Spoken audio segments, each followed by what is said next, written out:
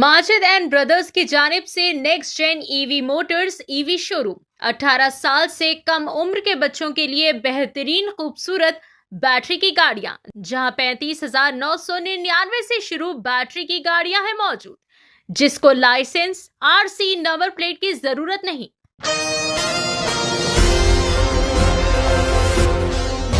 रमज़ानुल मुबारक के बाबरकत महीने में बाहमी भाईचारे और इत्तेहाद को फ़रोग़ देने के मकसद से भारतीय जनता पार्टी मुंबई माइनॉरिटी मोर्चा की जानिब से एक खुसूसी ग्रैंड दावत इफ्तार का किया गया इनेकाद। ये दावत इफ्तार 11 मार्च को मुनक़िद की गई। इस रूहानी और बाबरकत तक़रीब का मुक़ाम interface heights club house, back road, infinity mall के अग़बी हिस्से में link road, Malad west, Mumbai में मुनक़िद किया गया। इस तक़रीब का एहतमाम Rizwan Syed Maharashtra secretary minority cell की जानिब से मुनक़िद किया गया, जिसमें मुख्तलिफ समाजी और सियासी शख्सियात के साथ साथ मुअज़्ज़ज़ मेहमानों ने भी शिरकत की। इफ्तार पार्टी का मकसद रमज़ानुल मुबारक की बरकतों को बांटना, आपसी मोहब्बत और हम आहंगी को फ़रोग़ देना था, जिसमें मुख्तलिफ तबक़ात के लोगों ने एक ही प्लेटफॉर्म पर जमा होकर दावत इफ्तार किया।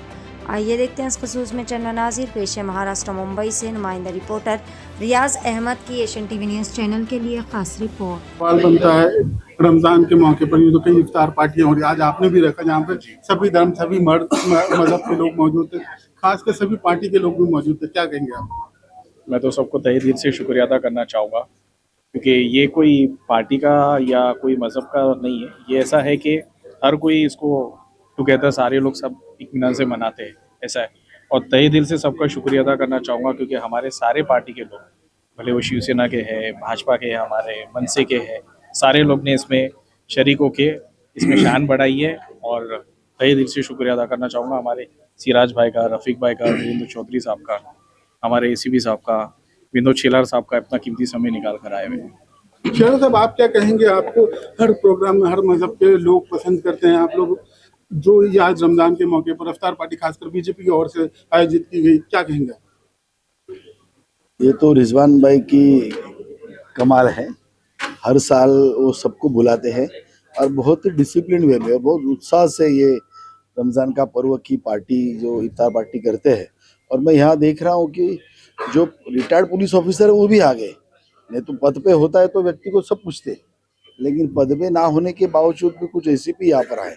जैसा इन्होंने कहा कि समाज के हर तबके के लोग यहाँ पर आए हैं, और मुझे लगता है भारत का अलगपन यही है कि ठीक है, एक मंच पे कभी जाते हैं तो एक दूसरे के विरुद्ध में हम लोग करते ही है, और वो करना भी चाहिए, क्योंकि हमारी सबको अपनी अपनी पार्टी बढ़ानी है। लेकिन कुछ चीज़ें हैं वो थोड़ा पक्ष और बाकी चीज़ों से भी ऊपर है, और वही भारत को बांध के रखती है। और इसमें हमारे रिजवान भाई बहुत आगेवानी करते हैं, और वो जब भी हमें बुलाते हैं तो फिर उनका हौसला अफजा करना और उसी बहाने सभी लोगों को मिलना और एक सभी दूसरों के साथ एक आनंद शेयर करना, यही इसका मकसद होता है। रफीक भाई, आप क्या कहेंगे रिजवान भाई के बारे में? यहाँ पे लोग पॉलिटिकल पार्टी भूलकर, जात धर्म भूलकर सब इकट्ठे होकर दुआ कर रहे हैं, इकट्ठे इफ्तारी करी लोगों ने, क्या कहेंगे आप? आपके चैनल के माध्यम से सभी को एडवांस में रमज़ान मुबारक। गुड़ी पड़वा आ रहा है, उसकी मुबारकबाद। जिस तरीके से रमज़ान गुड़ी पड़वा एक दिन आगे पीछे है, उसी तरीके से उसी का सबूत है ये आज जो छोटी सी इफ्तार रखी गई। सभी कौम के लोग, सभी धर्म के लोग, सभी पार्टी के लोग एकजुट मिलजुल कर इफ्तारी की, एक दूसरे को रोज़ा खुलवाए। और इसी तरीके से मैं इनको और शुभेच्छा दूंगा, दुआ दूंगा कि आने वाले समय में हमारे रिजवान भाई इसी तरीके से आगे बढ़े, ताकि वो जिस तरीके से ज़रूरतमंद लोगों को राशन पहुंचाने का काम करते, पीछे और भी कई अच्छे कार्य काम हैं इनके, उसी तरीके से जैसे ये डेवलप होंगे तो वैसे ज़रूरतमंद लोगों का काम होता रहेगा। बस यही बोलते हुए मैं तहे दिल से इनका बहुत बहुत शुक्रिया अदा करता हूँ कि जो सब अच्छे पूरे हमारे मलाड, गोरेगांव की पूरी नॉर्थ मुंबई की टीम को जमा किए, उन्होंने बहुत अच्छे बने। और एक हमारे भाई महामंत्री बने, इनको बहुत बहुत मुबारक, कॉन्ग्रेचुलेशंस। आपको नहीं लगता आज इतना अच्छा मौका है हमको दुआ करने से? जो ईरान, इराक और इजराइल के बीच में जो वार हो रहा है उसको लेकर देश में शांति बनाई रहे कहीं ना कहीं, उसको लेकर आपको नहीं लगता आज दुआ मांगनी चाहिए? बेशक हमने तो ऑलरेडी हमारे जितने लोग हैं, जैसा हमारे मौलाना साहब है, उनको तो इत्तिला किया ही हुआ है। और अभी रमज़ान का पाक महीना मुबारक महीना चालू है, तो हम तो तहे दिल से चाहेंगे इंशाल्लाह ये वॉर वगैरह जल्द से जल्द ख़त्म हो, लोगों में शांति बने रहे। अमन और शांति का एक मैसेज जाना ही चाहिए। उसी का एक ये ट्रेलर है कि अमन और शांति किस तरीके से बनी रहती है। सारे जो जाति धर्म वाले जो लोग हैं वो सारे लोग कैसे इकट्ठा होके टुगेदर होके कैसे काम करते हैं और कैसे एक तरह से रहते हैं। शहर साहब, आप क्या कहेंगे जो ये वॉर चल रहा है ईरान इसराइल को लेकर, इस वॉर में हम हमारे देश में जो समस्या है पूरे विश्व में आई है, दरअसल उसका इफेक्ट पूरी दुनिया पे आ रहा है। तो हर एक देश अपनी अपनी तरफ से इससे बाहर आने का प्रयास कर रहा है। थोड़ी तकलीफ तो होगी, आपने पाकिस्तान में देखा होगा भी, कल टीवी पे मैं भी देख रहा था, आने वाले 2 महीने में उन्होंने बहुत सारी कटौती सब जगह की है। तो हमारी यहाँ पर भी किल्लत थोड़ी है, लेकिन ये बहुत नॉमिनल है। कुछ लोग उससे ज़्यादा बढ़ा चढ़ा कर उस पर भी राजनीति कर रहे हैं। यानी ये जो बाहर से जो समस्या संकट आया है उसके ऊपर राजनीति नहीं होनी चाहिए। सभी ने देखकर, जैसे कोरोना में हमने काम किया, सभी पार्टियों ने, सभी धर्मों ने, सभी भाषाओं ने मिलकर एक कोरोना का सामना किया और उसी कारण पूरा विश्व जितना डैमेज हुआ उतना भारत देश कोरोना में डैमेज नहीं हुआ, जो लोग समझते थे। तो मुझे लगता है अभी भी हमने वैसे कोरोना के हिसाब से उतना बड़ा नहीं लगता है, तो कुछ ही दिन की समस्या है या कुछ महीने की हो सकती है। तो हम सब इकट्ठा होकर इसमें जो भी गवर्नमेंट डिसीजन ले कि आगे चल के क्या करना चाहिए, कैसे इससे बाहर आना चाहिए, इसमें जो जो नियम या जो जो हमें सिखाए वो हमने करके लेना चाहिए और अपने देश को कम से कम इससे समस्या पैदा हो इस तरह का व्यवहार हमारे व्यक्तिगत जीवन में, सामाजिक जीवन में, पब्लिक जीवन में हम करें तो मुझे लगता है देश आगे बढ़ेगा। Thank you. इफ्तार पार्टी का आयोजन किया गया था जहाँ पे सभी धर्म, सभी पॉलिटिकल पार्टी के लोग मौजूद थे, क्या कहेंगे आप? हर साल की तरह इस साल भी इफ्तार पार्टी की गई और रिजवान सैयद साहब जो मेरे crime and corruption control association के नेशनल वाइस प्रेसिडेंट है, वो हर साल एक इफ्तार पार्टी करते हैं। उसमें हिंदू मुस्लिम सबको साथ में लेके कार्यक्रम लिया जाता है और एक अच्छा संदेश लोगों को जाता है, एक अच्छा मैसेज लोगों को जाता है। क्या इफ्तार पार्टी में बहुत कम ऐसी पार्टियाँ होती हैं जहाँ पे सब धर्म एक साथ में काम करे, एक साथ में आके बैठे। रिजवान भाई का रिलेशन सब लोगों से इतना अच्छा है कि यहाँ हर धर्म के लोग इनके साथ में आते हैं और पार्टिसिपेट करते हैं और इफ्तार पार्टी का मजा लेते हैं। धन्यवाद। पॉलिटिकल पार्टी के सारे लोग हैं, पत्रकार हैं, सभी धर्म के लोग हैं, ये जो भाईचारा, जो संदेश पहुंचाने की कोशिश की जा रही, इसको किस तरह से देखते हैं इफ्तार पार्टी के माध्यम से? ये एकत्व का एक संदेश है। आपने देखा होगा इस मंच पे तकरीबन सभी जात मजहब के लोग थे और हर यहाँ किसी ने अपनी पार्टी नहीं देखी, राजनीतिक विषय नहीं देखा, केवल इंसानियत देखा। और क्राइम एंड करप्शन का मोटो ही है यूनिटी, और यूनिटी के तहत रिजवान भाई पिछले कई सालों से सक्रिय हैं और हमारे राष्ट्रीय अध्यक्ष दिनेश गुप्ता जी, उनकी पूरी एंटायर टीम एकत्व की भाव को लेके ही चलती है।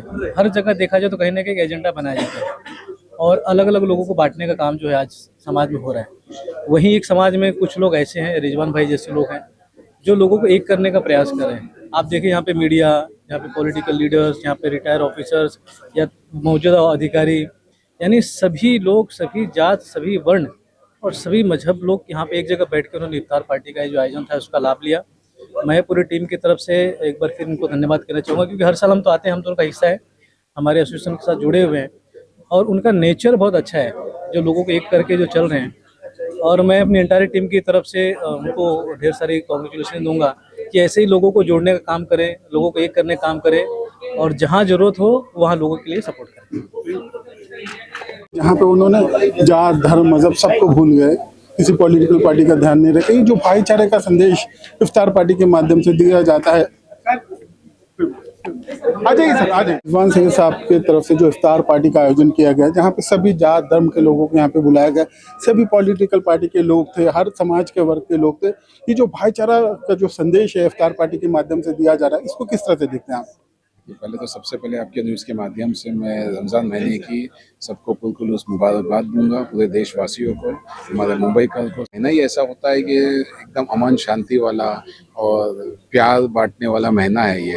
और इसमें जो रिजवान भाई हमारे जो इंतज़ाम करते हैं, तो पहले तो ये बता देना चाहूँगा कि हर यहाँ पर सब हम हिंदुस्तानी हैं सबसे पहले तो यहाँ जो हम बैठते हैं, आके रोज़ा खोलते हैं, तो इसमें कोई जात धर्म देखी नहीं जाती है। तो हम सब भाईचारा ये बढ़ावा करने के लिए ही ये सब प्रोग्राम होता है। कभी भी कोई प्रोग्राम होता है तो उसमें मेन यही एक मुद्दा यही होता है कि लोग आए, हर जाति धर्म के लोग आए, एक साथ में मिले जुड़े, तो ये होता है। तो इफ्तारी सबसे अच्छा माध्यम होता है उसके लिए कि आते हैं, सब बैठते हैं, एक साथ में रोज़ा खोलते हैं। तो रिजवान भाई ये कई सालों से करते हुए आ रहे हैं और हमेशा अच्छा ही करते हैं, और बहुत बहुत बधाई है उनको इतना अच्छा प्रोग्राम अरेंज करने के लिए। अभी भी हाल ही में आप नगर सेवक बने रफीक भाई, और आते साथ बहुत अच्छे कार्य कर रहे हैं, लोग आपको काफ़ी पसंद कर रहे हैं। तो आपको क्या लगता है कि वार्ड नंबर 48 को डेवलप करने के लिए और किन चीज़ों की ज़रूरत है? देखिए, जैसे कि हमारे आमदा असलम शेख साहब ने जो भरोसा करके मुझे टिकट दिए थे और जो लोगों ने इतना प्यार दिया और जैसे चुन के लाए हैं, तो काम तो करना ही है। काम चालू हो गया है। अभी जो रास्ते के इशू थे, जो हमारे म्हाड़ा में एक हमने आइडेंटिफाई किया था बॉटल नेक, तो उसको हमने रेक्टिफाई किया, वो बॉटल नेक को हमने बड़ा कर दिया है। तो काफ़ी हद तक ट्रैफिक का मसला रिजॉल्व हो चुका है। अब मेरा एम यही है कि सबसे ज़्यादा जो अगर मालवनी के लोग त्रस्त हैं तो वो ट्रैफिक से है, सब जगह, मतलब पूरे मुंबई में ही है, ऐसा नहीं पूरे मुंबई में, पूरे मुंबई क्षेत्र में आप जाएंगे तो कोई ऐसी जगह नहीं है कि ट्रैफिक नहीं होती। मालवनी में भी काफ़ी है। तो अब हम उसके ऊपर एक अल्टरनेट रूट का हम लोग इंतज़ाम कर रहे हैं, जो हमारे 7 नंबर से पट्टे को लेके लगुन रोड को टच करेगा। तो बस उसके ऊपर मेहनत चालू है, जल्दी वो आपको उसका सोल्यूशन होते हुए दिखेगा। कहीं ना कहीं जो लघु वो जो पट्टे की जो झोपड़पट्टी है उसको लेकर बहुत विवाद है, उसको किस तरह से हटाया जाएगा? उसको हटा के रोड बनेगा कि डेपो की तरफ से बनेगा, उसके ऊपर कुछ रोशनी डालेंगे? नहीं, वहीं से हट के ही बनेगा। उसका जो पात्रा का सब पेपर वर्क चालू है, कई सारे उसके अंदर पात्रा भी है, उनको शिफ्टिंग देने का काम करना है। जहाँ पे शिफ्टिंग देना था वो भी प्रॉपर नहीं था, वहाँ पे कुछ रिपेयरिंग के काम बाकी थे, पीओपी के, लाइट के, सब के हमने जो प्रशासन है उनसे बात की है, एसआरए में भी बात की, उनको बताएं कि क्या क्या डिफ़िकल्टीज़ और क्या क्या इश्यूज़ है, उसको रिजॉल्व करो ताकि हम इनको शिफ्ट कर सकें। हमारा शिफ्टिंग करने का काम रुक चुका है थोड़े टाइम के लिए। जैसा वो काम कंप्लीट होता है, बिल्डिंग के फ्लैट्स के यूनिट्स के काम कंप्लीट होता है, तो हम जल्द से जल्द उसको ठीक करके यहाँ पे शिफ्ट करेंगे। आपको लगता है 3-4 साल लगभग लग जाएंगे इस कार्य को? इतना तो टाइम नहीं जाना है। ये अभी पहला फेज़ हम आते 1 महीने के अंदर ही इंशाल्लाह उसको काम कंप्लीट जैसे कंप्लीट होता है, तो फर्स्ट फेज़ में हम कम से कम 100 घरों को वहाँ पे शिफ्ट करेंगे। जिस तरह से म्हाड़ा का कॉर्नर आपने बहुत अच्छे से टर्निंग बना के लोगों को ट्रैफिक की समस्या से कहीं ना कहीं रास्ता निकाला, आपको नहीं लगता कि 7 नंबर पे भी इस तरह से कुछ होना चाहिए नाके पे? 7 नंबर पे लेकिन आपके स्पेस नहीं है ना, हम लोग देख जो रिक्शा स्टैंड है, टैक्सी स्टैंड है, उसको लेकर बहुत आपत्ति है। आपत्ति है और देखो सुविधा भी है। देखिए, ऐसा नहीं है कि आज जितने लोग ट्रैवल करते हैं, जितने बस में ट्रैवल करते हैं, उससे कई ज़्यादा लोग वो रिक्शा और टैक्सियों का उपयोग करते हैं। तो ऐसा नहीं बोला जाएगा कि वो आपत्ति है। अगर नॉर्मल भी रिक्शा रहेगी और लोग आके खड़े रहेंगे रोड पे, तो ट्रैफिक होना ही है। हम ऑल्टरनेट देख रहे हैं, मतलब हमने अभी एक प्रपोजल में रोड डाला है। जैसा आपने इसके पहले मुझसे पूछा कि भाई पट्टे से ही जाएंगे क्या डिपो के वहाँ से भी? डिपो के वहाँ से भी एक डीपी रोड है, तो हम उसके ऊपर भी मेहनत कर रहे हैं। ये मेरे प्रपोजल में मैंने डाल दिया। इंशाल्लाह अगर ऊपर वाले ने चाहा और वो अप्रूव होकर आता है तो जल्द से जल्द उसका भी काम हम चालू करेंगे। तो हम चाहते हैं इस तरह आप कार्य करते रहे। अगर आने वाले साल की बात की जाए, इस 1 साल में आपने क्या टारगेट तय करके रखा है कि वार्ड नंबर 48 की जनता को ये उपहार देना है हमें? देखिए, सबसे पहले तो एक लाइब्रेरी का तैयार करके देना है बच्चों को, जहाँ पे बच्चे पढ़ सकें। जो आपला दवाखाना जो है श्री बाला साहेब ठाकरे साहब के नाम से जो दवाखाना चालू किए गए, तो उसमें सुविधा जो नहीं हो पा रही है बराबर, या वो टाइमिंग का कुछ इशू था, तो हमने कला विद्यालय के पीछे जो हमारे उसमें आता है तो उसको भी हमने लाइव कर दिया। तो अभी हमारे पास 2 दवाखाने मेडिकल डिस्पेंसरीज चालू हो चुके हैं। केईएम में हम स्किन डॉक्टर्स की कुछ किल्लत है, टाइम कम हो रहा है, उसके लिए मेरी प्रोसीजर मैंने चालू कर दिया और मैं मीटिंग्स ले रहा हूँ डीन से भी और डीएमसी से, ताकि जल्द से जल्द वो सोल्यूशन मिले और एक ओपीडी चालू हो जाए स्किन की। और भी काफ़ी मेरे कार्य, मतलब पाइपलाइन में, जैसा रोड का मैंने बताया कि कच्चे पट्टे वाला रास्ता ज्वाइंट करना है, तो वो सबसे मेरा बड़ा टारगेट है। वो एक बार मैं ज्वाइंट कर देता हूँ तो काफ़ी हद तक हमारी मालवनी की जनता को आसानी होगी। एक आखिरी सवाल जानना चाहता हूँ आपसे रफीक भाई, आप वेल एजुकेटेड है, इंजीनियर है, इंजीनियरिंग जैसा इतना सोफिस्टिकेटेड जॉब छोड़कर आप जो लोगों की सेवा में जुटे हैं, किस तरह का अनुभव? आपको ऐसा नहीं लगता कि सर दर्द हो जाता है, लोगों की इतनी कंप्लेंट, इतनी परेशानी, तो इसको किस तरह से हैंडल करते हैं आप? नहीं, मैं तो सब चीज़ों को पॉजिटिव ले रहा हूँ और ये मुझे बहुत अच्छा लग रहा है। कोई कंप्लेंट आ रही है तो मैं उसको कोई नेगेटिव में नहीं ले रहा हूँ, तो मैं और प्रोएक्टिवली जाके उसको सोल्यूशन कैसे कर दूँ, वो मेरा एम होता है। कि अगर कोई भी इशू आ रहा है, आज हमारे वहाँ पे आप देखेंगे तो ड्रेनेज के बहुत इशू है। जो रोड के काम हुए एकदम लापरवाही से काम हुआ है। मैंने उसके ऊपर भी अभी क्वेश्चन रेज किया हूँ कि जो SWM को जो कनेक्शन होना चाहिए, ट्रेन के लिए कनेक्शन होना चाहिए, गटर और नालू का कनेक्शन होना चाहिए, वही नहीं है कनेक्शन। जो टॉयलेट का ट्रेन में कनेक्शन जाना चाहिए वही नहीं है कनेक्शन बराबर से। तब हम उसके ऊपर मेहनत कर रहे हैं, उसको आइडेंटिफाई कर रहे हैं, उसको रिजॉल्व करेंगे कि एक बार ये सब चीज़ें रिजॉल्व हो जाएगी तो जो हमारे जो रोज़ जो इश्यूज़ आ रहे हैं कि भाई ड्रेनेज यहाँ फुल हो जा रहा है, यहाँ पे इश्यूज़ आ रहे हैं, तो वो ख़त्म हो जाएंगे। रही बात आप मुझे कोई जो कंप्लेंट्स आती है तो एकदम पॉजिटिव, मतलब मैं एकदम पॉजिटिव लेता हूँ उसको, कभी कोई उसमें कोई इफ्स एंड बट्स भी नहीं। और जो कभी समझो हम कोई पोस्ट करते हैं फेसबुक पे, इंस्टा पे, तो नेगेटिव कमेंट्स भी आते हैं उसमें, कोई ट्रोल करने के लिए आते हैं, कुछ आता है, तो कोई वो नहीं, मैं तो उनको एकदम मेरे पॉजिटिव क्रिटिक समझता हूँ कि वो मुझे एडवाइस दे रहे हैं, मैं तो उनसे बात करता हूँ। और उससे सबसे देखिए ये फेज़ है, जैसे आपने बताया कि भाई सभी जानते हैं कि भाई मेरी फील्ड अलग थी, मैं अलग फील्ड में, हम सोशल सर्विस का काम तो कई ज़माने से करते हुए आ रहे हैं, कई सालों से हमारा ये काम चल रहा है। बट अब पावर में आके बैठ के काम करने का मज़ा ही अलग है। लोगों की जो हेल्प होती है ना, एक भी बच्चे को अगर हम लोग कहीं किसी को हेल्प कर देते तो एक वो सेटिस्फेक्शन मिलता है। प्रफिल भाई, मानसून आ रहा है, कहीं ना कहीं लोगों को काफ़ी उम्मीद है कि जो इतने सालों से जो वाटर लॉगिंग का प्रॉब्लम है, खासकर new collector compound housing board की बात की जाए तो बहुत सालों से समस्या से लोग जूझ रहे हैं। तो आपको लगता है कि इस बार आप कहीं ना कहीं कुछ रास्ता निकालने में कामयाब होंगे? इस बार मानसून में उस तरह का पानी नहीं भरेगा जिस तरह से पहले भरते आया है। पूरी कोशिश रहेगी मेरी कि मैं अच्छे से साफ़ सफाई का कार्य कर लूँ। पहले क्या होता था क्या नहीं होता तो मैं बताने नहीं जाऊँगा, किसी को पिन पॉइंट नहीं करना। मुझे मेरे काम पे मेरे को देखना है कि मैं कैसे अच्छे से अच्छा काम कर सकूँ। अभी 1 अप्रैल से हमारा ड्रेन क्लीन करने का, माइनर ड्रेन और मेजर ड्रेन का कार्य काम चालू होगा। तो हम पूरे कोशिश करेंगे कि अच्छे से अच्छी उसकी क्लीनिंग हो जाए, ताकि आने वाले टाइम में ये मानसून में फ्लडिंग का कोई क्वेश्चन ही अराइज नहीं हो।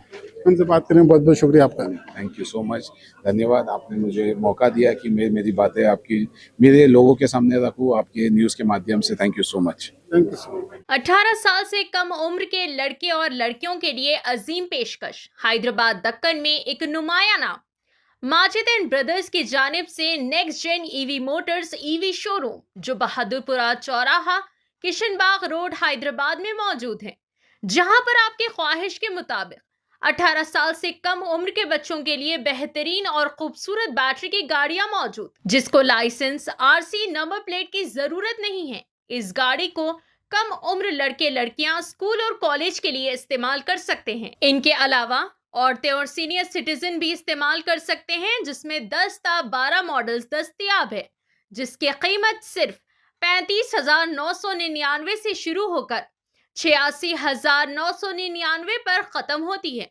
जिसमें मोटर और कंट्रोलर की वारंटी 2 साल है, बैटरी चार्जर की वारंटी 1 साल है।